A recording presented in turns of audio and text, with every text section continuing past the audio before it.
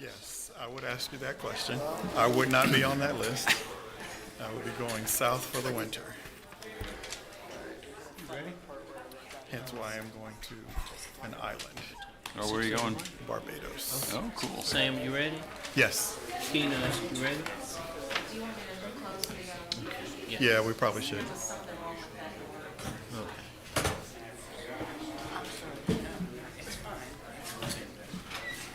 I just sit with this.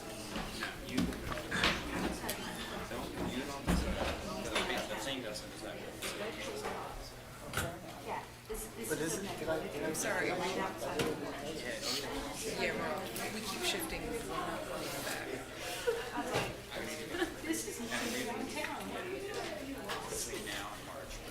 Hi, Ashley. Hello, ma'am. How are you? I'm good. How are you? I'm good. I need to get you a phone. I still don't understand why I have to disconnect the audio every single Turn time. your camera off too. Yeah. So they do. No, I think you only said once. Yeah. Last year, Val, Oh, yeah, gotcha. the park is free. How did I do that? Hey, Harold, can you shut the door for me, please, sir? Thank you.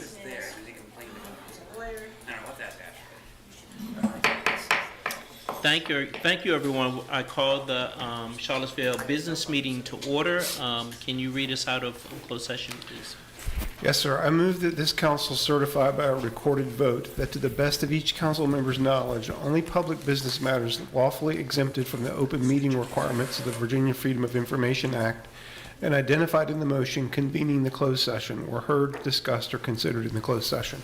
Second? Thank you. Can we vote? Before we move on, there's two items that we discussed in the closed session. One was to make an appointment for the Finance Committee, and Michael Payne and Natalie Oshrin will serve on that. And we also have the evaluation for City Manager Sanders, and that went great. We love him. We want him to stay forever. He's doing a great job getting a great team together, and so just want to let everyone know that we're happy with his work and the direction of the city. So thank you so much, counselors, the public, and and especially you, Mrs. Saunders. So Thank you. we will now have a moment of silence.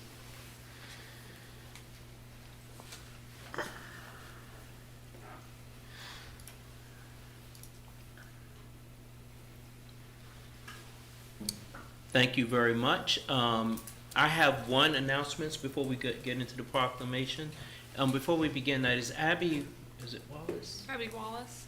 Abby Wallace. Okay, we'll still read it with them, but I have an announcement from Miss Maxine Holland. She wanted to let us know that on November the 9th from 11 to 3 at Carver Rec, the Veterans Committee of Central Virginia will commemorate the 10th African American military experience with a program called Telling Our Stories.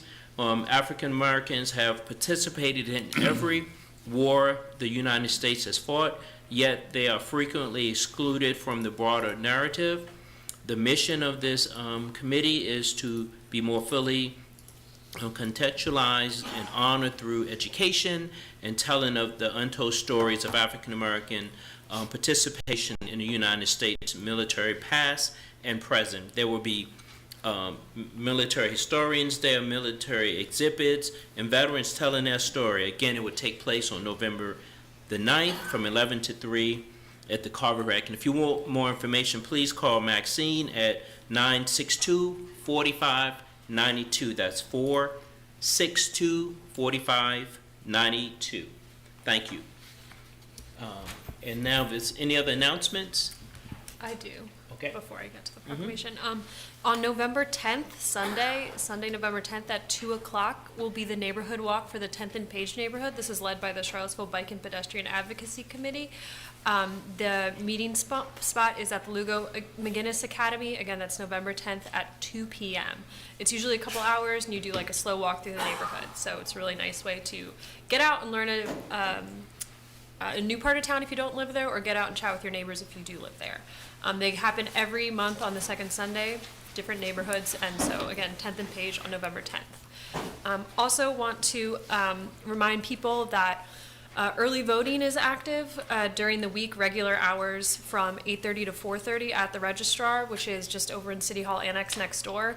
Thursday hours are extended to 6 p.m. and then starting this Saturday and next Saturday, so October 26th and November 2nd, will be open from 8:30 to 5. There is curbside voting for qualified voters, which is those with disabilities or who are over 65, so you can just pull in, you call, they bring you a ballot, and you don't even have to get out of your car. So all of that is coming up in the next couple weeks, so make sure you get out and vote. Thank you. Just two things I wanted to mention. One was I had the privilege this morning of being at a nice little ceremony for marking the 10th anniversary of the Network to Work program that Ridge Schuyler and PVCC have been running, and they really do a lot of very good work in trying to help people get started in life, in careers, in occupations, for folks who don't necessarily go on to college and other places like that. And the folks who have put out the Orange Dot report have, as of today, released Orange Dot 6.0. I have to confess I haven't read it yet. I don't know what it says different from what 5.0 said, but it was plugged as being something that was well worthwhile. And the other thing I wanted to mention was that I had also the pleasure to be at a gathering of the Greenbrier Neighborhood Association on Saturday to talk about and to officially cut the ribbon on a new path in Greenbrier Park that parallels the stream. And people kept asking me, well, what about the other part of the path? What about the part that's going up to Mickey Drive? And I have to say that it's one of these things we've been promised for a long time. And Mr. City Manager, I hope we can get it done sometime real soon here. Working on it. Thank you. Yes. Other announcements, councilors? Okay, you can. We now have proclamations, and you have one for. Yes, I've got to read a proclamation. Camp Holiday Trails Day is Saturday, November 2nd, for their 50th anniversary. Whereas in 1974, Camp Holiday Trails, a year-round nonprofit camp based in Charlottesville, became one of the first camps in the region to welcome children with diverse medical diagnoses and their siblings. And whereas for the past 50 years, Camp Holiday Trail has empowered over 10,000 campers by offering traditional camp activities and teaching them to manage their medical diagnoses in a supportive and inclusive environment. And whereas many campers have multiple diagnoses, including cancer, diabetes, sickle cell, hemophilia, juvenile arthritis, or are recipients of transplants, 47% also have mental health diagnoses. And whereas Camp Holiday Trails believes in raising awareness and destigmatizing differently abled individuals, promoting inclusivity and understanding within our community. And whereas Camp Holiday Trails provides financial aid and scholarships to 100% of campers, ensuring that every child can attend camp regardless of their financial situation. Whereas each year, over 600 dedicated volunteers make the Camp Holiday Trails mission a reality by continuing to offer a safe, nurturing, and empowering environment where children with medical needs can create lasting memories, build lifelong friendships, and develop essential life skills. Now, therefore, let it be proclaimed that the Charlottesville City Council recognizes November 2nd, 2024 as Camp Holiday Trails Day, as they invite alumni, friends, supporters, and staff to their 50th anniversary celebration the weekend of November 1st through 3rd, 2024. Thank you. Is anyone here from Camp Holiday Trails? Okay, we'll make sure that they get that. It's a wonderful asset in our community. I've volunteered there many times, and it's open for retreats and things like that. It's a wonderful asset right here in the outskirts of the city. They do incredible work there. Mr. Mayor, are we going to say anything about this? It's in front of you. What was going to put in front of you? Expungement clinic? Oh, here we go. Oh. Sorry, they were stacked. I have not. I'm not I'll tell you what. prepared. You can. Yeah, do it. I'm not let me just say prepared. I'm sorry. that this is Charlottesville, with the help of the Legal Aid Society, Legal Aid Justice Center, is running an expungement clinic. It will be for people with a criminal record of, now unfortunately under Virginia law, at the moment, expungement only applies to charges that you were found not guilty of, or the charges that got dismissed. That might change next year. I have to emphasize might, because the statute was actually adopted about 4 years ago to change it effective July 1, 2025. But you never know when the governor and the General Assembly get to meeting. Who knows what they're going to do? Let's hope that that persists. But anyway, right now, if you've got, let's say you got arrested sometime for a drug offense or something, and you want that off your record because every time you go for a job, it shows up and people say, oh my God, that's terrible. You can get that expunged. It's at City Space in the parking garage, basically, 105th Street, from 10 o'clock to 3 o'clock, October 31st on Halloween. If you want details, the easiest thing I can tell you to do is just go to Google, enter Expungement Clinic Seaville, and it'll take you right to where you want to be. But this is an important thing that members of Charlottesville Moral Bar Association have been doing along with the Legal Aid Justice Center, and it's good work. Thank you. I've forgotten about that. So. We're now at the item for community matters. We only had 2 people to pre-register, but we have opportunities for 16, so 14 additional persons. So you have 3 minutes. And the first person is Maria Rincon.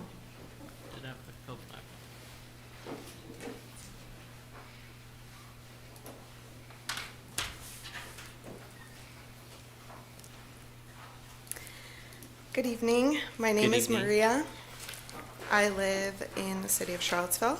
I'm speaking as a member of the People's Coalition, an organization made up of working class folk, most of whom are Black and most of whom have direct experiences with incarceration and policing in the city.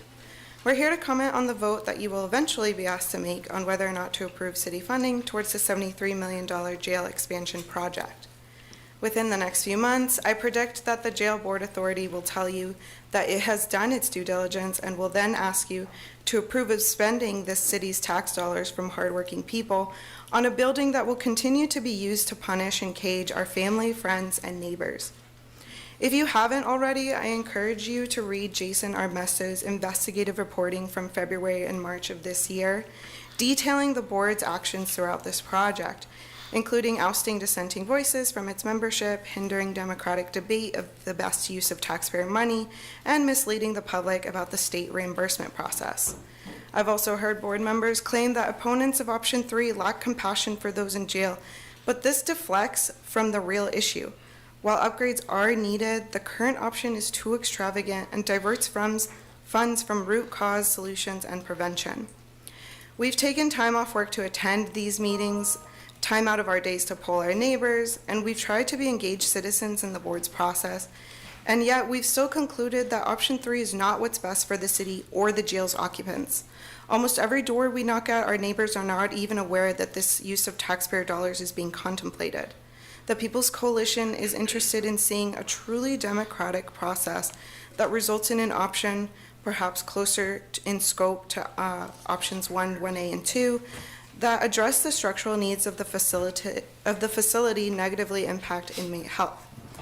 We're asking you to task mostly architects and the board authority with going back to the drawing board, but not in the same way that they've been operating, rather with tangible and significant improvements to public transparency and feedback application. Doing so would result in a solution where all stakeholders' concerns are appropriately addressed. In the meantime, regardless of the size of the jail expansion project, a new jail won't address the root causes of how our loved ones end up in jail in the first place. Our people are struggling with a rising cost of living while their wages stay stagnant and resulting in an even greater need for the public services that are lacking serious investment. Not to mention the history and legacy of racial profiling in policing, prosecution, and more. With a combination of institutional, racial, and economic barriers to getting one's basic needs met, it is no wonder then that we're facing a mental health crisis. But caging your constituents won't address the roots of their struggles, and folks simply can't get well in a cell. Counselors, we urge you to take seriously your vote on the jail on the jail expansion proposal will demonstrate where your priorities lie, in cages or in care. Thank you so much. Thank you. The next speaker is Kevin Cox. Hi, I'm Kevin Cox, 311 Fairway Avenue, Charlottesville. Hi. Recently, somebody requested a marked crosswalk be put on Elliott Avenue adjacent to Ix at 2nd and Elliott. You know about this. The acting traffic engineer sent out an email to all of you and copied me on it today, explaining why he's denying that request for a marked crosswalk at that intersection. His denial is very interesting. One particular word in that denial is really telling, and that word is arterial. In explaining why that particular street is inappropriate for a marked crosswalk at that intersection, he defined the street as arterial. Arterial. I looked up arterial because I didn't like the sound of it. It sounds like highway, and it is. And I got a lot of definitions that are all basically the same. One of them said it's a highway that leads to or from an interstate highway, an entrance ramp. Elliott is not an entrance ramp. Anyway, I looked, and here's some of the things about an arterial road. It's a high-capacity road that carries longer distance flows. It's designed for unimpeded high-speed movement. It can include 4 lanes or more. Speed limits typically range from 45 to 55. That's not Elliott. The next category down is a collector road, a low to moderate capacity road that moves traffic from local streets to arterial roads designed to provide access to residential properties. Elliott is a residential street. It's not a highway, and it shouldn't be designed as a highway. And I really am concerned that our acting traffic engineer is going to continue to treat that street like it is, in his words, an arterial. On a collector, speed limits typically range from 25 to 45 miles an hour, and a collector may include traffic calming, such as narrower lanes, marked crosswalks, or roundabouts. That sounds like Elliott to me, and I hope you direct the acting traffic engineer to put down that marked crosswalk. Thank you. Thank you, Mr. Cox. We now have opportunities for 14 other speakers who would like to speak. Hi, I'm Renee Bird. I'm located at 404 Robinson. I'm the person who put in the request for the crosswalk at 2nd Street access to Ix. The request that I put in for this crosswalk was very quickly dismissed by the city traffic engineer.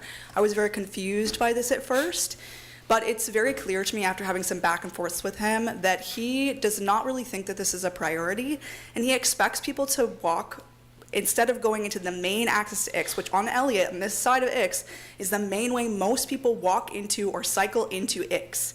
He thinks that people are going from 1st Street, 1 block up, or 6th Street, which they are not doing. People are not going to walk, and they do not walk, through parking lots, or on both sides, through parking lots with no sidewalk access to get into Ix. It's completely indirect.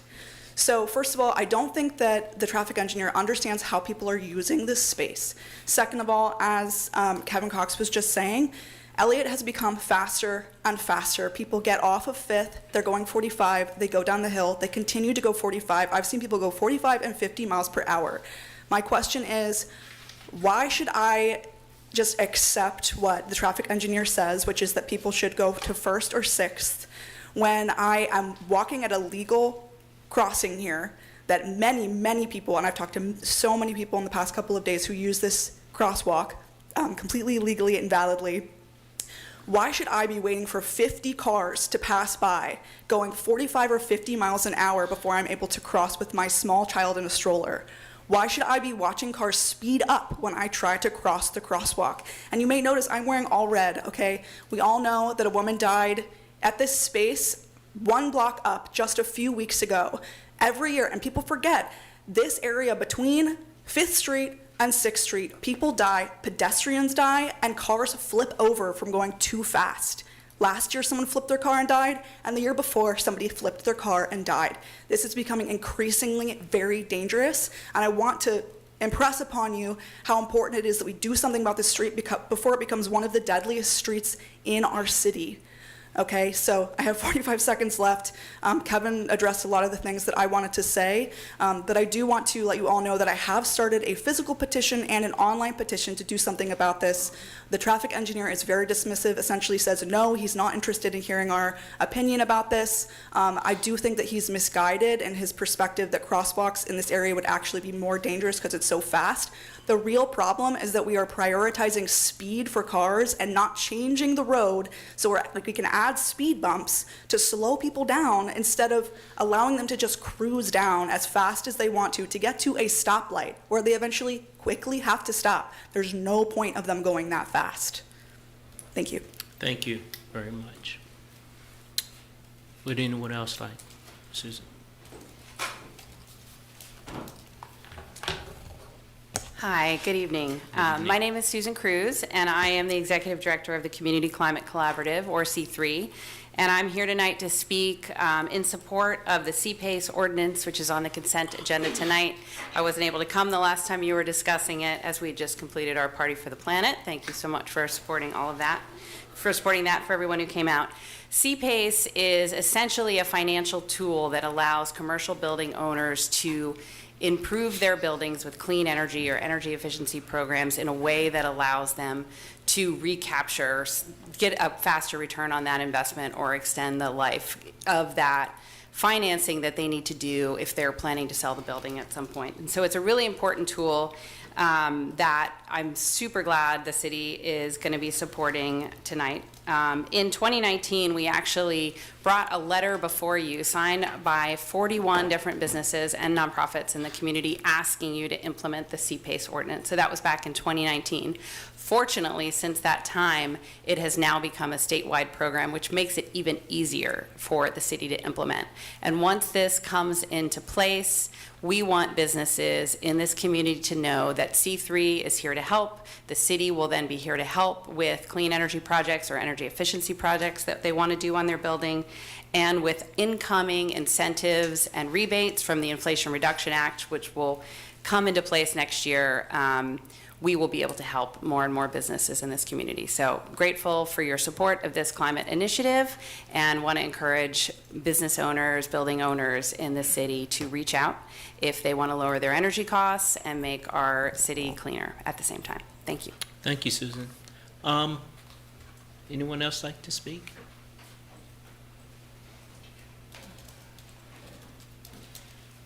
You done? Good evening, everyone. Good evening, Council. Good evening. Just to put you on notice, you'll be getting a more formal invitation in the next week or so. But First Baptist Church at 632 West Main Street will be having its celebration of its 161st year anniversary, November 10th, with services beginning at 11 o'clock. It would be incredible if you all could attend. First Baptist Church is the oldest Black congregation in the city of Charlottesville. So it would be wonderful if you all could come out and attend. As I said, it's Sunday, November 10th at 11 o'clock. And it is with great pleasure that we share our excitement with our church family and the community as the celebration of our anniversary begins. We also will be welcoming in our new pastor-elect at that time, the Reverend Arthur Long from the greater New Jersey area. So, as I said, you'll be receiving a more formal announcement in the next week or so, but just to put it on the calendar, put you all on notice, and make you aware. Right. Thank you. Thank you so much. Anyone else like to speak? There'll be an opportunity at the end of the meeting to speak as well. So we're going to move on to the next item on the agenda, which is a consent agenda. We have several items on the consent agenda. Consent agenda number 2, minutes, October 7th, regular meeting. 3, resolution to appropriate Virginia State Police HEAT FY25 equipment reimbursement funding, $12,500, second reading. 4, resolution for golf maintenance equipment replacement, $350,000, second reading. 5, resolution appropriating funds for Carlton Mobile Home Park, $379,000, second reading. 6, ordinance establishing the Commercial Property Assessed Clean Energy, or CPACE financing program, second reading. 7, ordinance for 240 Stribling Avenue Planned Unit Development proffer amendment, second reading. 8, a resolution for a UVA vehicle donation for Emergency Medical Services Fellowship Program. 9, resolution to appropriate Community Development Block Grant COVID relief funds from HUD in the amount of $90,321.98, one of two readings. 10, resolution to appropriate funding from the Virginia Department of Housing and Community Development, Virginia Homeless Solutions Program Grant Amendment, $93,564, one of two readings. 11, resolution to appropriate funding from the Supreme Court of Virginia Behavioral Health Docket Grant, $115,400.58, one of two readings. 12, ordinance to amend City Code Article 14, tax on probate of will or grant of administration, Sections 30-396 and 30-397, to conform with the Virginia Code, Section 58.1-1717.1. 13, ordinance to amend City Code Section 30-426, funding of courthouse security personnel, to comply with Virginia Code Section 53.1-120. Okay, thank you. Is there a motion to adopt the consent agenda? I move for adoption. Second. Second, can we vote? Okay, the motion passes 5-0. So now we're at the city manager's report, Mr. Sanders. Yes, Mr. Freeze has a couple things. Good evening, Mayor Wade, members of City Council. Again, James Freeze, Deputy City Manager for Operations. I just have two announcements relative to upcoming council meetings. One, on December 2nd, staff will be presenting a performance update on the Veo scooter contract during the City Manager's report. So there will be opportunity for public comments during the Community Matters section of the meeting, and of course, an opportunity for council to engage in dialogue and ask questions of staff about. What's that meeting again? I'm sorry. I'm sorry, December 2nd. December 2nd. December 2nd, yep. Thank you. During the City Manager's report. And then there's going to be in January, we're going to do a work session to discuss the project schedule for planning and zoning ordinance-related items that arose out of the Seaville Plans Together process. So you recall, we talked about schedule of projects back in the spring, I believe it was, and that included things like looking at our environmental ordinances and regulations, things like stormwater and floodplains. It included a small area plan for 10th and Page. There was a list of projects, and we're going to have an updated schedule for those for you at a work session in January. Is that going to include mixed-use commercial? That was, I'm trying to remember if that was on there. I mean, certainly we can, if that was on the list, then absolutely. Great, thank you. Yeah. That's all I got. All right, couple more things. The Charlottesville Affordable Housing Fund grant program is now open. The deadline for applications is November 22nd. So that's a new item that just came out for any developers in the community that might be looking for funds to do affordable housing. And there are still tickets available for the Masquerade Halloween Party at Carver on Saturday, October 26th from 6 to 8 p.m. You can look at the city's website or call 434-970-3053 for more information. And this weekend I had a chance to go to the Safe Halloween event in the downtown mall. Thank our team, especially our Parks and Rec team, for pulling together that event with all of the various partners and sponsors, and had a few minutes to hang out with folks at Fry Springs Beach Club yesterday for Oktoberfest. So I'm trying to get around a little bit more, and get around and visit with folks and have a good time, even though it's on the weekend. But again, just wanted to point that out. I made a comment earlier during the 4 o'clock session, and I told the chief that I was going to repeat it again today. Last week, I had the opportunity to sit in a ComStat meeting, which is a internal police review process. And I'm going to make the statement to our public: please lock your doors. I think that shouldn't be something I have to say, but it is something that I need to say. And the reason for that is that we have found that a number of occurrences of criminal activity has resulted from not just the simple going into that unlocked car, but what they do with what they find in that car. We're leaving guns in cars, and those guns are being used in the commission of crime in other places in the city. So I just want to point that out. The statement that I'm making of lock your doors is not a sign that the city isn't safe. It's just that we need to use common sense and lock our cars, lock our doors, and make it harder for moments like that. And it has caused some additional conversation on my part for looking at gun lock distribution and gun safe opportunities as well, so that we can better manage those of us who choose to have a gun in our possession, but we should really take a little bit more care with some of those items. So I just feel that as my public service announcement tonight is please lock your doors. Thank you. Chief Cottis would be happy that you. Yeah, he'll be proud. Yeah.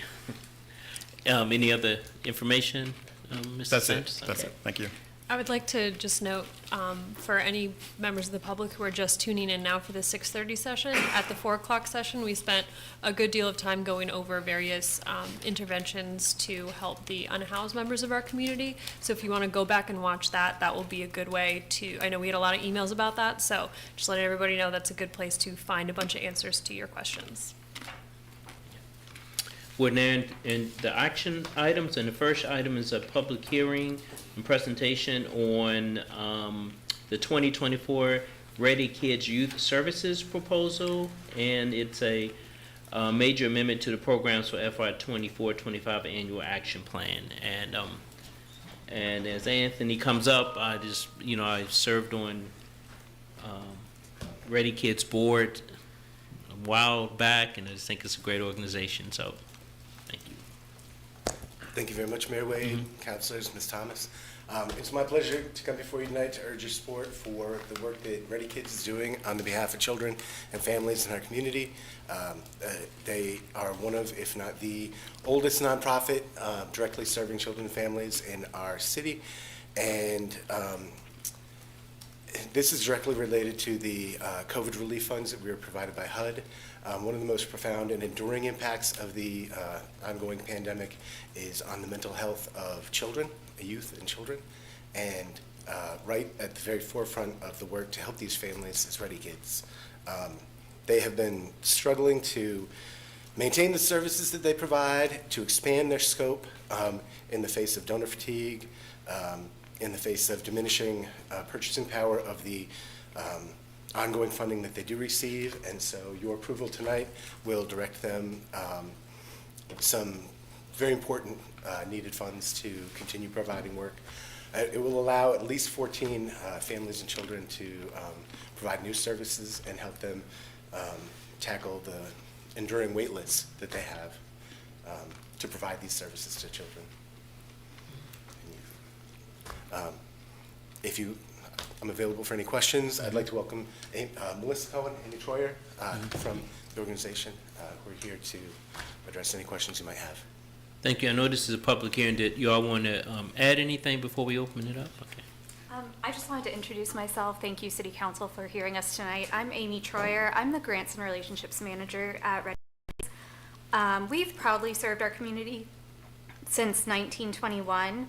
Over the past century, we've not only supported local families through counseling, early learning, and family support, but we've also evolved and adapted to meet the changing needs of our community. In fiscal year 24 alone, we made a meaningful impact on over 5,000 local children, families, and early educators. We sincerely appreciate your consideration of our proposal to support critical evidence-based services in the city of Charlottesville. So thank you so much for your consideration tonight. Thank you so much. So, Council, are there any clarification questions before I open it up? Anthony, did you have anything else, or you just okay? Just wanted to comment that this is pass-through federal money that Yes. is.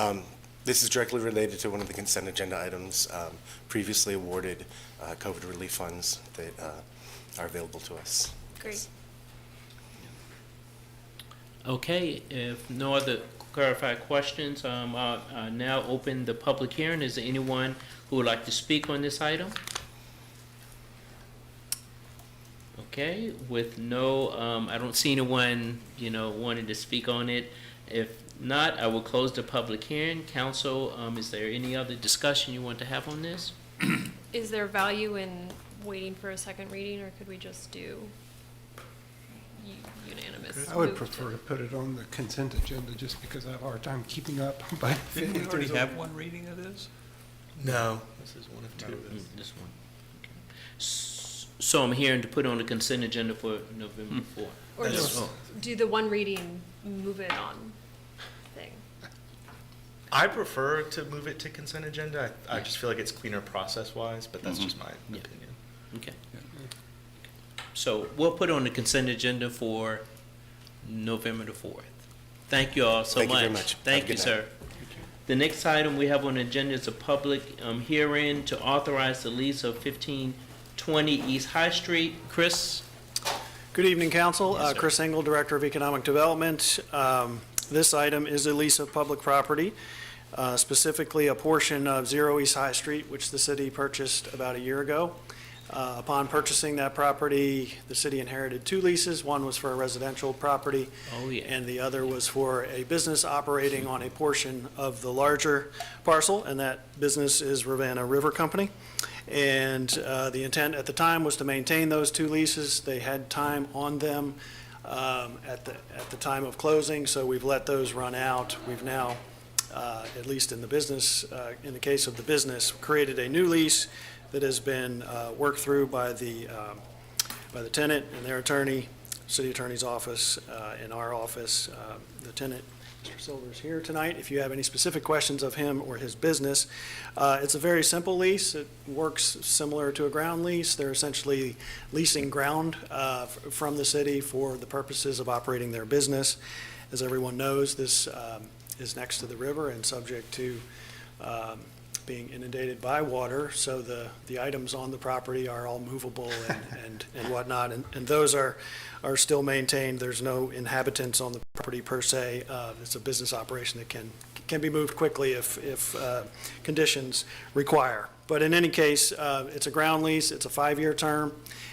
They pay a monthly rent with an escalator that's built in, which is standard to most city leases.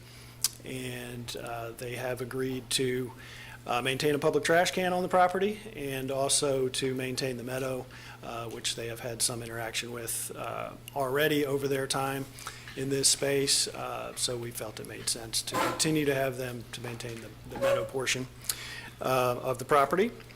I think those are the highlights. I'm happy to answer questions. It is scheduled for a public hearing tonight. Thank you. Mr. Silver, did you have any comments, or you want to add anything to it? I'm certainly here to answer questions if there are any. Yes, sir. Any clarification questions or comments from council? Just one question. As a practical matter, signing this lease, which as far as I could tell didn't have any provision in there that said we could decide we wanted to terminate the lease early, so in case we had a development plan for it.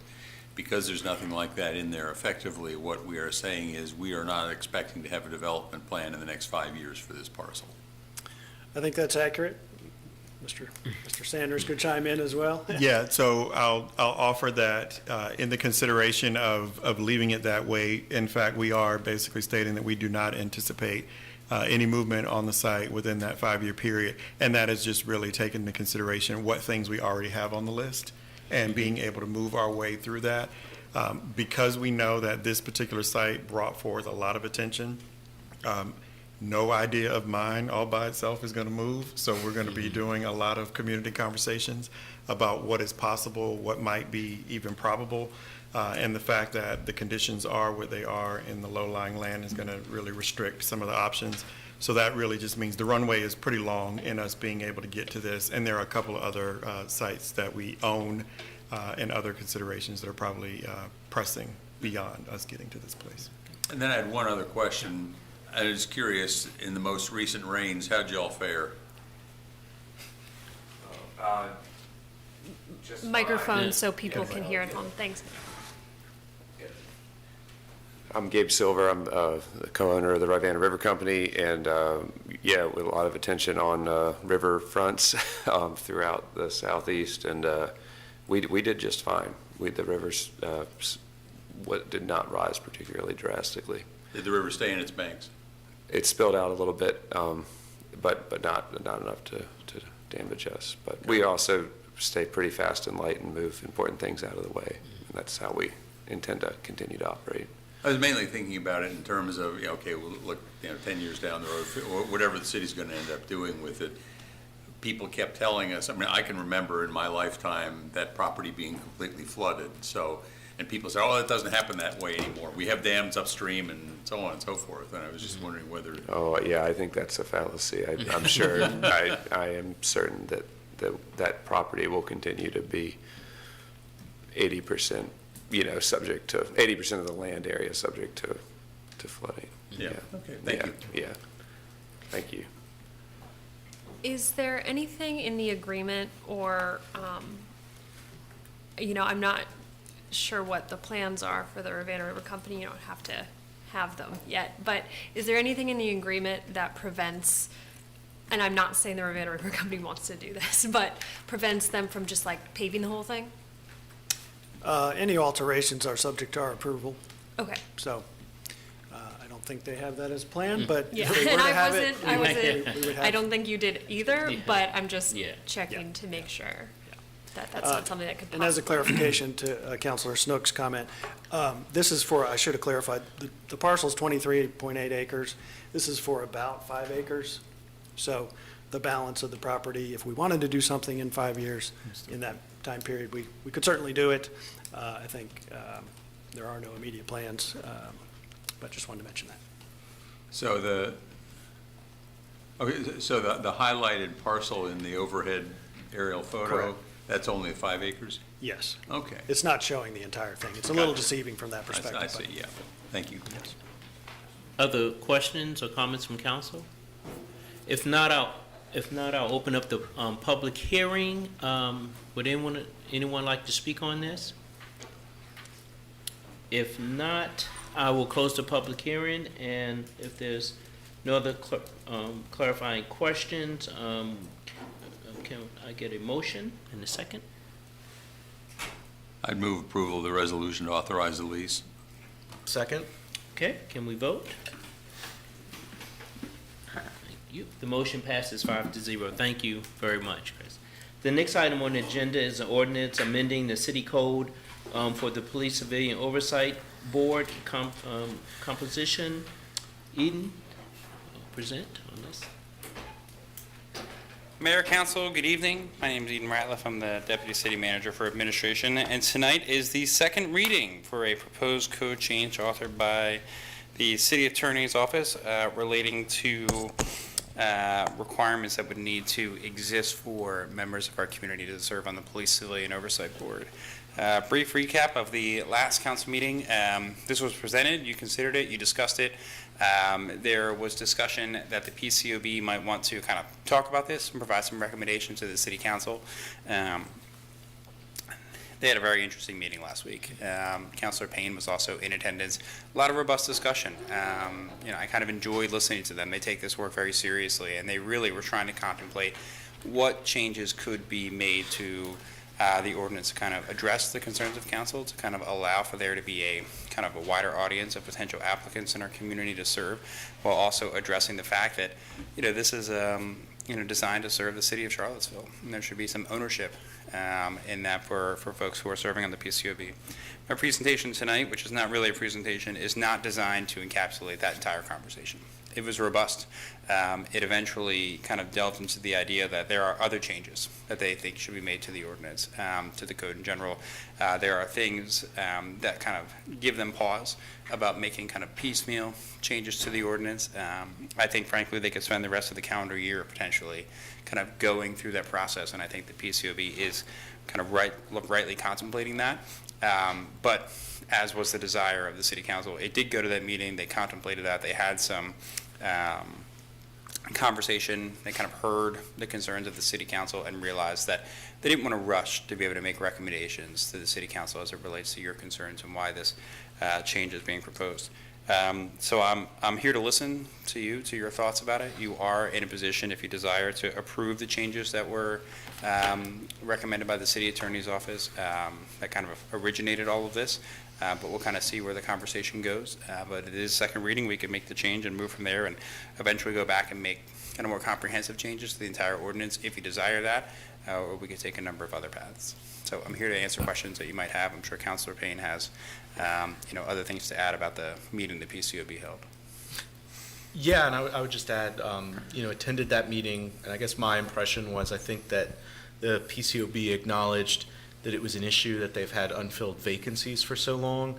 They acknowledged that, they need to do deeper community outreach and trust building in order to get more applicants, and that work, isn't going to happen, in a matter of 2 weeks. That's going to take a long amount of time and intentionality, and as part of a larger conversation across Charlottesville in terms of our boards and commissions, it did seem like they agreed that they were open to amending this before taking on the whole ordinance, and seemed to generally align on both from that meeting and then afterwards some sort of tiered approach, but they didn't get the exact language. A tiered approach being where if nobody who applied who meets certain criteria after a certain amount of time, the pool of people who could qualify for the board could expand, but if anyone met those criteria, they would be given first preference. And I think it seems like they anticipate that they may be able to finalize among themselves a vote on exactly what they look like sometime in the next few weeks. Regardless, this currently, isn't any kind of tiered approach. Just my personal opinion is it maybe makes sense for us to just defer this until November to give them a little bit more time to finalize their recommendation, and whether we go along with it or don't, go from there and probably finalize something next month. I do think that the tiered approach they outlined probably makes a little more sense than our first passed here. Again, that being just giving first preference for anybody who meets those criteria, and if, over some amount of time you receive no applicants, then you expand it. But And they have a committee or some people working on that, that tiered approach. I think the board is small enough where breaking into committees doesn't really present itself as an option. I mean, Councilor Payne put it correctly in my estimation, and I think the PCOB addressed that issue head on. This is a tough board. It's a deep ask of members of our community in terms of volunteer public service goes. Yeah. It's challenging, and I think it's something that a lot of people will say, well, that's hard. Maybe I can find another area to volunteer, and it's really important work, and they need more help, right? There's significant vacancies. You guys know this. We've been dealing with this for quite some time now. Are there different opportunities for us to try to get members of our larger community to kind of get involved? Yeah, of course. That's why we're here, right? The city attorney's office recommendation here, it's just one option. Do I think the PCOB might come up with other options? Sure, but I think from my perspective, we're looking at this opportunity of, okay, what are we prioritizing? Do we want to get the perfect solution to get more, more volunteerism here, or are we trying to fill these seats? So it is, I think, the members there, and I think we would agree, Councilor Payne, there was significant disagreement among them and a hesitation to rush into a conclusion, which I think is a good thing, right, taking pause. So that's kind of where we are. From the email exchanges since then, I think it seems like a majority of the board has aligned on the concept of a tiered approach, with the one decision point being, do you ever expand it to anybody who doesn't live in city limits? And I expect probably within sometime in November, they wanted to hold a special meeting just to finalize their recommendation. So in terms of their process, I think that's where they are. So I certainly appreciate all that and respect all their work. I do feel like if we've traded emails in terms of what the tiered approach would be, maybe you could restate it for us, but is there a reason why we couldn't just vote on it tonight? I think if nothing else, a deferral would be worthwhile, because what is in front of us right now is not a tiered approach of any kind. It's simply an expansion of the criteria without a statement that someone would be given first preference if they match a certain. I think that will just I think that will be ideal, and even if we might disagree on a specific point with the PCOB, I think the tiered approach as a concept makes a lot more sense than what's currently in front of us right now. Okay. I support the idea of a tiered structure for filling those seats, but I don't want to wait forever for it. I think we should give them a timeline so we're not drained over this interminably. I agree. I would suggest then that you consider the second meeting in November so that they would have time to have their November meeting, and potentially they would be able to operate with that in mind, that they would need to be ready by then. Doug, given that time to, you said maybe meet again as a group Right. to do it, so I would be. I feel like we already kind of know their input, right, Michael? I mean, We need the language. Yeah, that's what it is, working on the language. And I think Michael probably could write I it mean, for us in the meeting. Yeah, could we, but they have a special meeting so it makes it onto the next agenda? Can we? That's fine. Is there anything- I just, the only reason I suggest the second meeting in November is because I don't know that they have a second meeting schedule, or a meeting between now and the 4th schedule, and/or could get one called in order to finalize it. So That's if fine. anything, just give them the runway of So the another month. The second meeting in November. The second meeting in November. And then that's we would bring that the deadline. forward, yes. And I would just like to note that we always have the power to have our own sense of tiers. Yeah, that's what I structures was planning to do. That we could decide on our own, regardless of what the ordinance says, we want to give first priority to people who live in the city of Charlottesville. Yeah. Yeah, and we have those conversations when we're we always do. interviewing people. Yeah, so the plan is they submit their ideal tiers. We discuss that at the meeting and then can either adapt them or accept them and hit a button. Make a decision. Yeah. Right. And I know that the Human Rights Commission, operates that way. And we have had people from outside the city on the Human Rights Commission who had deep local ties with organizing work, nonprofit groups. So I agree with that. I think it seemed like their largest concern was that if it's not in writing, they're concerned that over time, maybe the city wouldn't prioritize people who come from historically disadvantaged and overpoliced communities. I don't think that would be our intent, and I don't think we would do that, but if we can just provide in writing an assurance to both them and the public, I think it would help build trust that we are not going to do that. Okay. Okay, so we are That's going to defer this. Do we have to take any action, to? Okay. I move that we defer this until the second November meeting 18th. in November 18th. Second? Second. So if we vote for that deferral, okay, vote passes 5-0 to defer into the second meeting in November. Thank you very much. Thank you very much, Council. The next item on the agenda is an ordinance for mass canopy footer encroachment agreement. Hi, Council. I'm Ben Kobe, planner with Neighborhood Development Services. I've been working with the application team with Moss Restaurant in Belmont. They are requesting an access easement, or not an access easement, rather, an encroachment easement for their proposed canopy footers and an eave hanging off of that canopy to cover their patio space, to provide an outdoor space for their customers to eat that's covered. So I've been working closely with the application team on getting this together for you. I've been working with city staff. I've been in contact with the engineering department and the utilities department, and generally, as a policy or as an opinion of those folks in those departments, we are against an encroachment easement. In this case, it's one thing where permanent structures are added into the public right-of-way that are, required, that there's no way to get around these things. However, a smaller canopy with an eave that is within their property line would be possible for them. So therefore, we are recommending denial of this easement application. Okay, so any other comments? If not, we'll take it.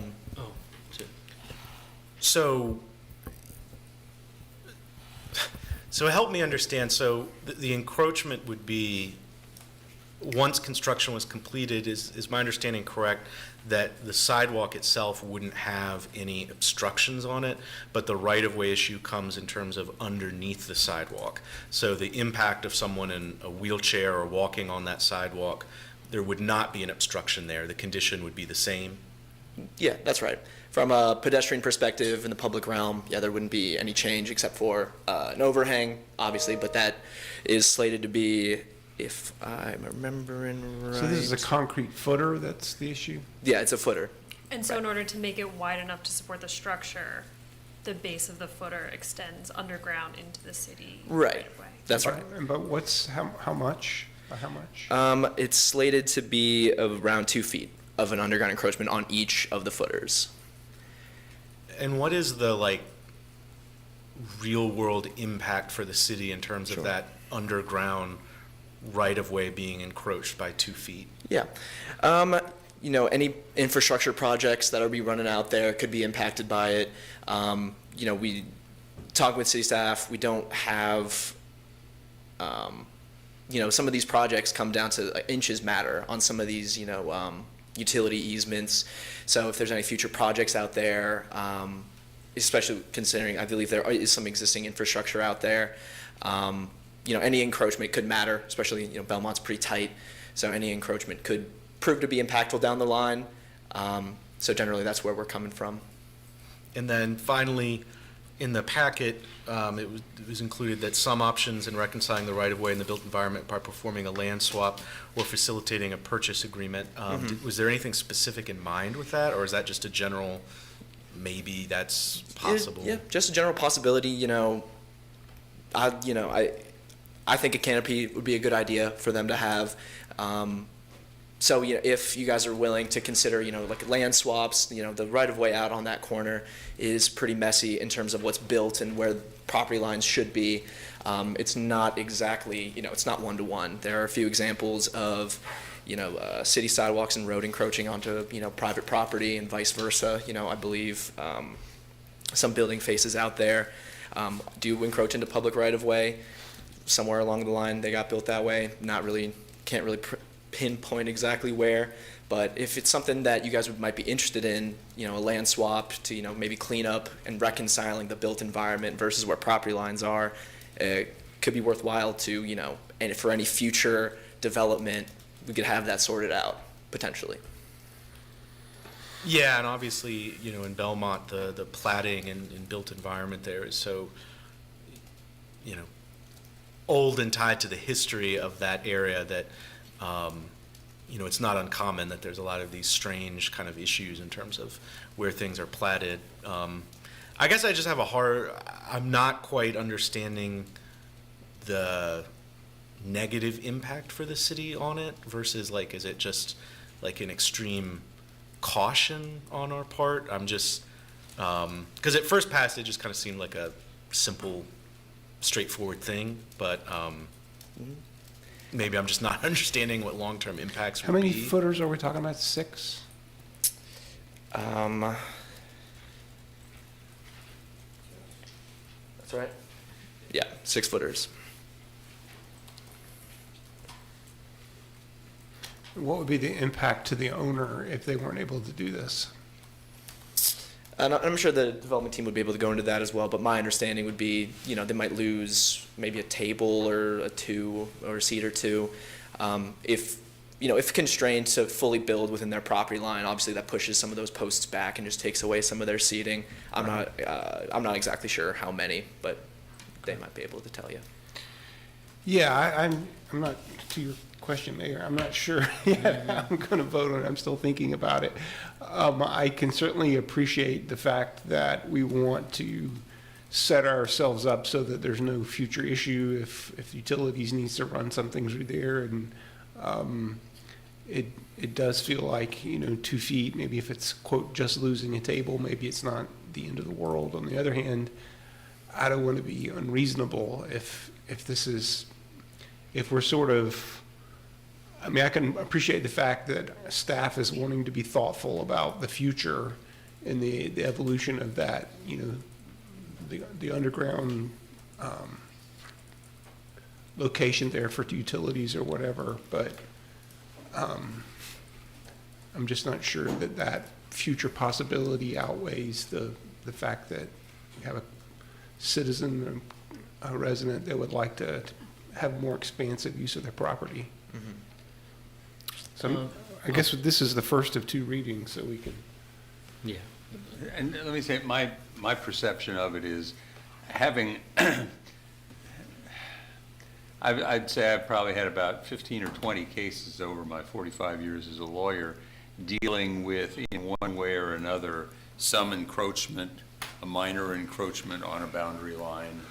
And it's amazing how much trouble a foot or 2 ends up causing. If there was some way to, and I'll have to say, I took the map on, or the plat on page 138 of the packet and tried to go out to the scene and figure out what was being pointed to where, and it didn't work. So I don't have a clear visual image in mind, but if those of you who have studied the issue more say, okay, we could clean up these messy lines if we could do this, I would see that as a positive benefit, but the result would be that we would end up with everybody being compliant, I would hope. And, you know, partly my reason for saying this is just because I sort of think that if we're going to have boundary lines, we ought to be respecting boundary lines. Part of it is because I've recognized over the years that they get folks into trouble, often in ways that are never within anybody's contemplation at the time that the decision gets made. If there's a way to clean things up that would improve everybody's way of looking at things, that's fine. I mean, we're looking at an area that is about 100 yards from one of the largest projects we're going to see in the city of Charlottesville in the next few years. I have no idea what that's going to mean as a practical matter, except a whole lot more traffic in downtown Belmont. And I just think that if we start looking at well, okay, we'll give them a foot here, we'll give them a foot there, what harm could it be? I just suspect that at some point we're going to find that it's a harm, but we won't recognize it until it's too late. So that's my basic concern behind all of this, and I would be inclined, when the time comes, I'd be inclined to vote against it. And I'll note that I believe we do have Brennan Duncan online who should be able to hop in if you have any questions for him, that he might be able to go into a little bit more depth on those engineering issues.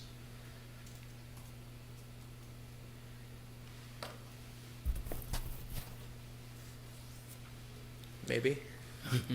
I don't really have any questions. Oh, there we go. I'm here. If there's any questions, I'm happy to answer. Okay. So again, just to confirm, the footer underground would be wide enough so that the pole can be at the exact corner of the property line. But because the pole has to be supported by a wider base, the wider base underneath the sidewalk would exist. That's correct. Does the sidewalk get disturbed during the building of this and rebuilt after, or is it maintained throughout the construction process? During construction, surely the sidewalk will be cut out and replaced after conclusion of construction. I'm not exactly sure. I know. I think the applicant team should be able to answer that. And so it would be the same as it is now, but new. That's right. That's my understanding. Yeah, part of me is like, why, if things are wonky, why perpetuate the wonkiness? But then I see how practically it's not going to be different than it is now. As someone who has dug footers before by hand, they are annoying, but also they are not the most permanent.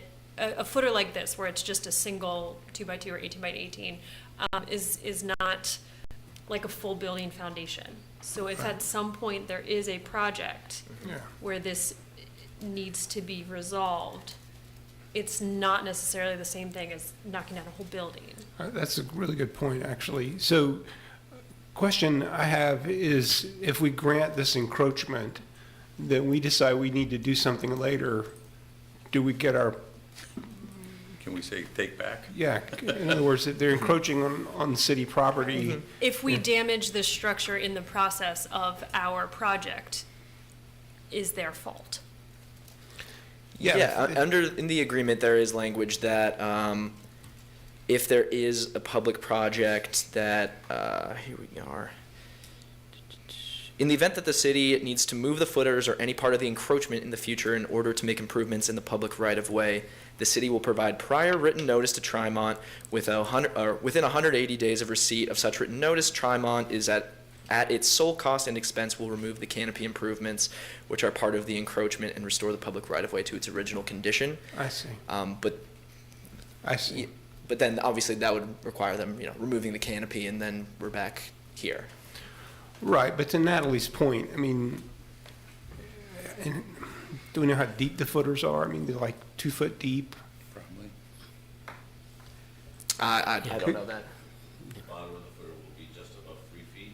Okay. It'll be about an 18-inch footer. 18-inch There's actually deep. two ways to build it, but the height of the. Can we get you on mic Yeah, so it'd be people great can if you hear, could come please? up. Thank you. Yeah. Either way. So you've got a cube of roughly 18 by 18 by 18? No, it's 3 feet by 18 with a post in the middle, but half of that 3 feet, and actually, if you look at the plat, only 5 of the 6 footers in question encroach much at all into the, that's the one you referenced earlier, page 138. Yeah, so. I just don't see like dimensions on the footers. I'm guessing like, You're right, that's in the narrative, but if you look at the property line and the dots in the middle of the footers, if you see that square as 3 feet, okay, you can see that on footer A, almost 2 feet of it extends. On Okay. footer B, 2.5. On footer C, all 3 feet. okay, On footer E, nothing. On footer 4, 18 inches. okay. So they're 3 foot by 3 foot Correct. by 18? That's what the engineer specified. Okay, Engineer's a minimum, 18 is a minimum. okay. So if they had to be moved in the future, that would not be a hard thing for a backhoe to just scoop up. And theoretically, you could replace the column within the, Oh, absolutely. and then take out that one, and you lose the And table, a but more you keep expensive the footer canopy. could be built if, for example, a gas line had to go exactly where the footer was. Yeah. You can re-engineer it to do that, Yeah. but we're not, we'd like to do it as economically, Sure, I can efficiently as appreciate possible at this time. Yeah.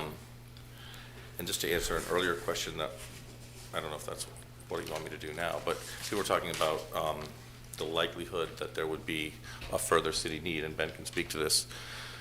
Standard practice right now is you put your utilities in the road, because you don't want to tear up the sidewalk. So anything that's going to cross the sidewalk in these days is a lateral, which means pretty much any utility that would be crossing over that line would be serving this property. So when you're doing this work, you're going to have to chop up all this sidewalk, and then you're going to put it all back, right? Well, if I had my way, we would just chop up the part we need to chop up and put that part back, but we Okay, could do but it when all, it's I guess. done, it's going to look like a proper sidewalk as opposed to, I dare say it would look better than today, but Okay. we're going to put, and the contractor we have is Monarch Concrete, which the city uses for its own work when they repair their own sidewalks. And so we Okay. wanted to have somebody that you guys trust and know, and Mike's been here working for 30 years, and so Okay. we're pretty confident it's going to be put back right. is it kind of chopped up now? Yeah, it shows its history. Okay. That's good. So, Well, I'm inclined to support the. yeah, so. I have a question for Brennan, actually. Just looking at, if you don't mind, sorry. Looking at the just aerial view of this intersection, on the map, it's, and I use this intersection a lot. Is there any plans for redesign of this intersection at all? Not currently. I know there's been talk in the past of how downtown Belmont could be restructured, but we don't currently have any plans, hard plans for exactly how that would look. Okay, thank you. So I'm inclined to support it. Maybe it's my work on the tourism board, where I know that a seat, a table over a course of a year, a month, makes a big difference. So I'm inclined to support it, particularly after hearing the impacts, and if something down the road does happen, that it would be, it would be easily rectified. So that's where I am. Any other comments on this? I would say likewise, I'm inclined to support it unless there's some additional information from staff I'm not aware of, that this would present some huge legal or cost challenge down the road, that if there was a major expansion of that road or utility installation. But as best as I could understand it, it sounds like in the agreement, it would be their cost to get rid of this infrastructure. And as Natalie mentioned, this is not like a foundation for a major building. This is like pretty feasible to get rid of in a worst case scenario that it needed to. But I mean, I do appreciate the perspective from staff to always, Absolutely. Yeah. be as cautious as possible Yeah. in terms of what we give up. So,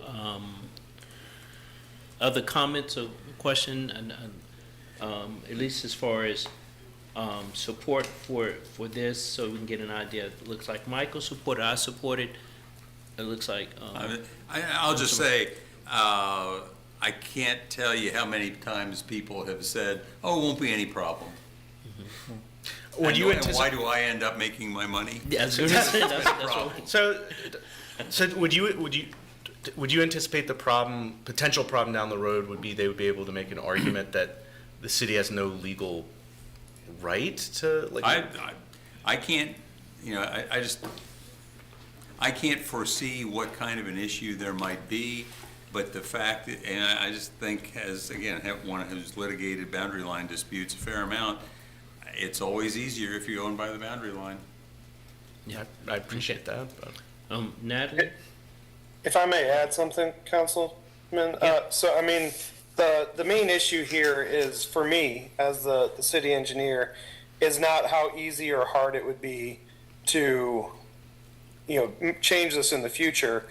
But for me, it falls back on, is there a way to design it currently that, to Councilman Snook's point, that falls within the existing boundaries? I believe there is. So, we don't know how laws change, how whatever changes. We don't know in 50 years if we go to do a project and, the ownership has changed to a point that they don't want to, or they want to fight it or whatever else.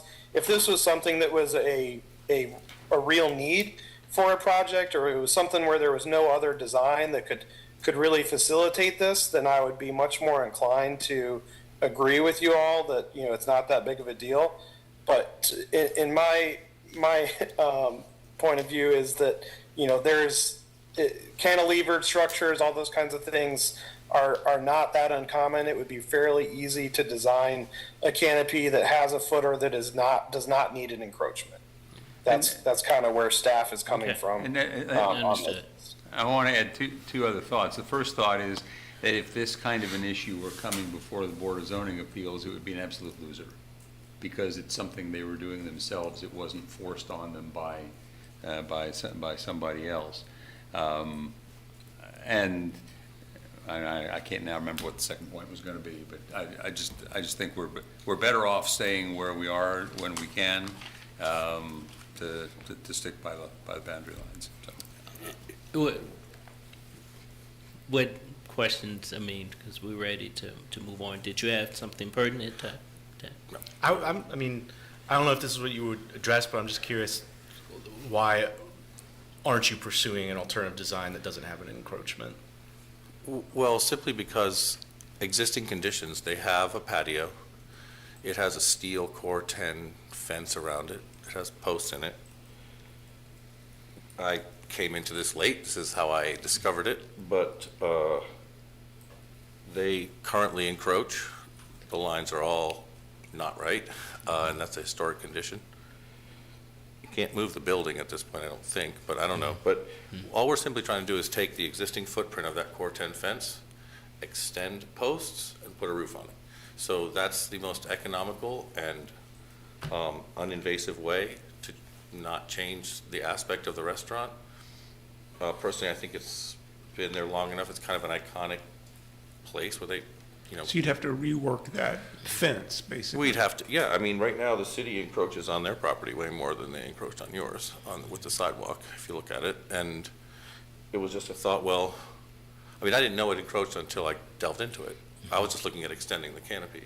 So that's all I would say is, and as far as how many tables they would lose, and I can't speak that significantly, but would we build posts inside and would we get to leave the fence where it was? I mean, it just seems to me like,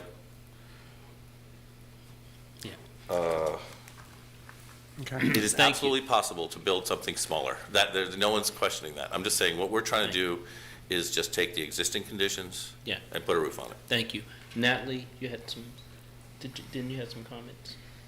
I am, generally in support of restaurants being able to maximize their potential.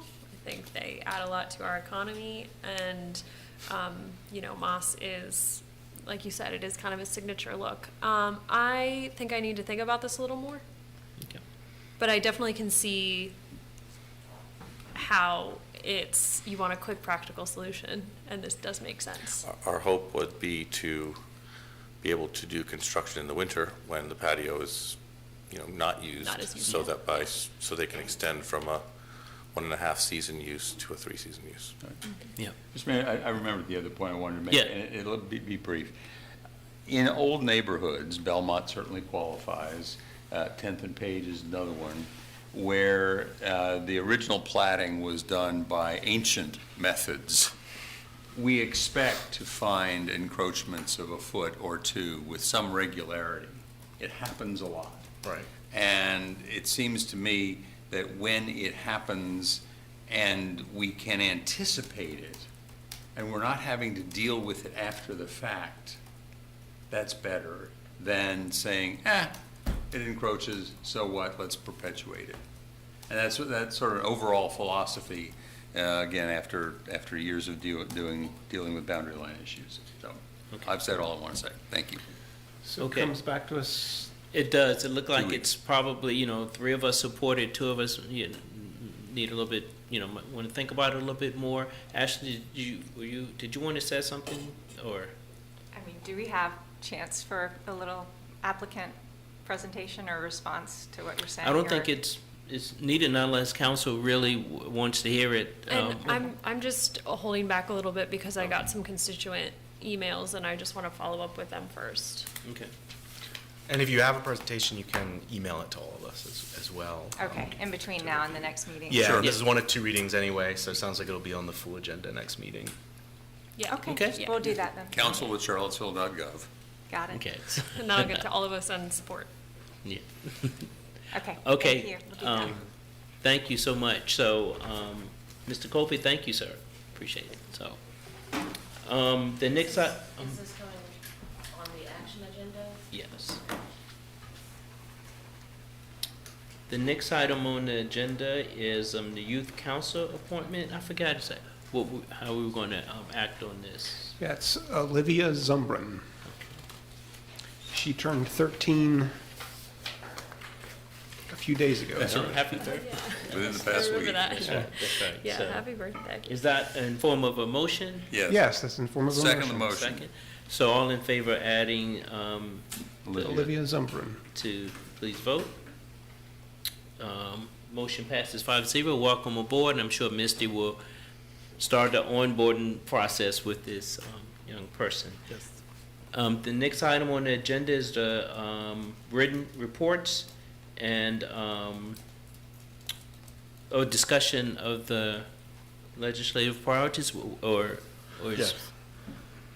is there discussion, or do we just support it? Well, Okay. so let me sort of set forth where we are.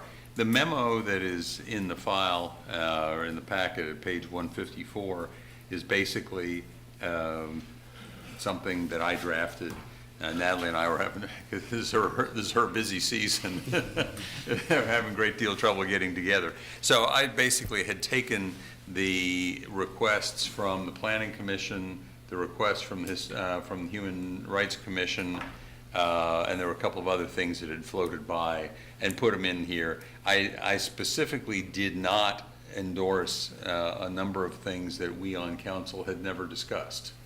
But there are some things that we had talked about in a sort of a general way. For example, in talking about dealing with the Landlord-Tenant Act, we had not talked about specifics, but we had talked about enough general things that I knew that it would be fair to say that we would want to allow tenants to raise unsafe or unsanitary conditions as an affirmative defense and things like that. So, so this document that I submitted is admittedly not a finished product. It is sort of a first draft. And there are a couple of different things that have come to us since that time. One was a series of recommendations from the Office of Sustainability, which are not encompassed in this document. There is also a proposal, and I keep getting it wrong. I remember the number 5,000. That's for 5,000 families. 5,000 not dollars. That's right. I keep thinking $5,000. I know that's not. But there was a housing-related proposal. Yeah. And it seemed to be something that made broad sense, but we on council had never talked about it. And so my hope here is that we've put together this rather brief memo, and just to be clear about the practice here. There have been years where we would send down a 10-page memorandum with about 140 different things we were asking for, and the feedback we got from the legislators was, we don't read that. We have no way of accessing that, really. And a lot of times what we were doing was simply parroting what the TJPDC had recommended, and they've got a full-time lobbyist of their own, and they don't really need us to be chiming in. And so what we did was, starting a couple of years ago, was to develop hopefully a one-page or at most 2 pages list of priorities. We know from prior discussions our top priority would be to see if we could get permission to talk about a 1-cent sales tax add-on specifically for school construction. We have a number of other things here that were recommended by the Planning Commission or by the Human Rights Commission in ways that we know already dovetail with things in our comprehensive plan or with things that we have set as priorities before. And those are things that we have talked about in some way. So that's what's there. If there are other things we want to add as priorities, for example, there may be some things out of the Office of Sustainability that we would want to add as priorities. Right. We would take it up next month. Next month, okay, that's what you want. But I wanted to set the stage there so that if anybody's watching and wondering what we're doing, yes, there's still an opportunity for folks to send us emails saying, please support this. So this is due in a month. The earlier the better, says the legislature, say the legislators. Yeah. And so I would like to see if we could pass it in whatever form on November 4th. Okay. And the legislators would appreciate that as well. Well, I'll just say, pardon me for yawning. I would just say that the items that were brought over from the Office of Sustainability, I thought were ones we should get behind, so. Yeah, and as a broad proposition, that's right, but that came to us the day after I had submitted this. Right. So. Yeah. And we had talked about, on our little informal committee meeting, having like a gold tier list, a silver tier list, and a bronze tier list of like advocate heavily for these, support these, and then if these come across your desk, vote yes, sort of a level of pressure for them to apply. And so we can also kind of keep that in mind as we put together the full list. And we'll talk. And I think I'm confident we'll be able to pass it November 4th. And I emailed these, and I can email specific language if it's helpful, but I would just add again, just because it will pertain to specific legislation, the right of first refusal and the mobile home legislation, the legislation on right of first refusal for housing sold that used public funds to constructions, 5,000 families, and then With rent stabilization, I would even just include that Charlottesville is open to being a pilot locality for it, because the legislation that almost passed was they were going to pick one locality in Virginia to have the legal authority to pilot it. So it may be helpful if we indicate that we're open to being a pilot, because that was the structure of the legislation. I can email those again to me as well, but that was it for me, and everything else seemed fine, and would also be open to including the Office of Sustainability's recommendations as well as I think Natalie had mentioned the staircase legislation, and I'd be open to that as well. So, yeah, I like that approach, and Natalie, if you and Lloyd could, when you bring it to us next month, with your recommendations for that tiered approach, so. And it might only be 2, you know. Right. Yeah. Mhm. But that way it's not 10 long pages, or just like narrowed down to 3 Yeah. exact ones, but there's kind of a way to get both. Okay. Good. Further discussion on Nope. this? This sounds Take great. them next time. Okay, we're now at a point for additional community matters. So if anyone from the public would like to speak, please come up to the podium. If not, we stand adjourned. Thank you very much. Thank you. 7:56.